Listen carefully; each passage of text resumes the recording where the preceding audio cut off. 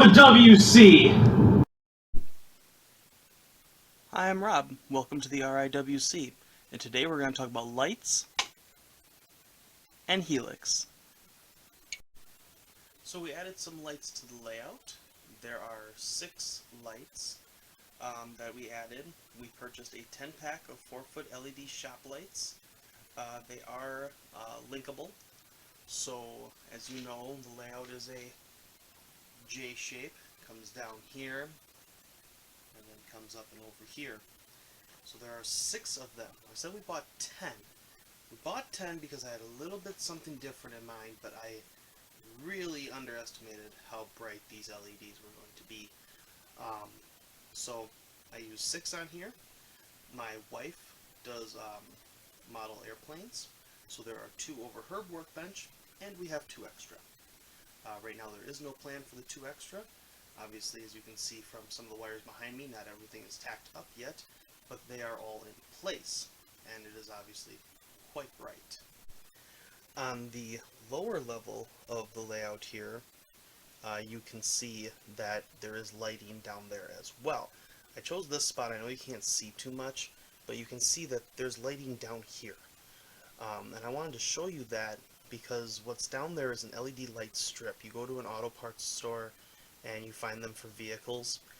I went on Amazon and I found one that was meant for under the awning of an RV, and I went with that.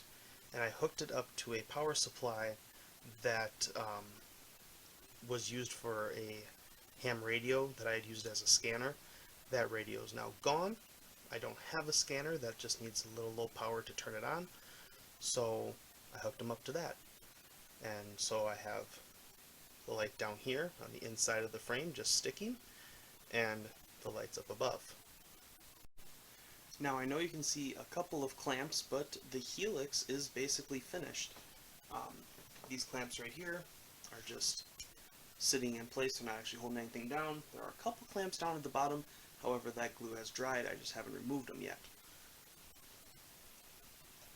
The main track layer for this Helix was my wife. She did pretty much all the work on it as far as track laying. She just had a knack for it. She was good at it.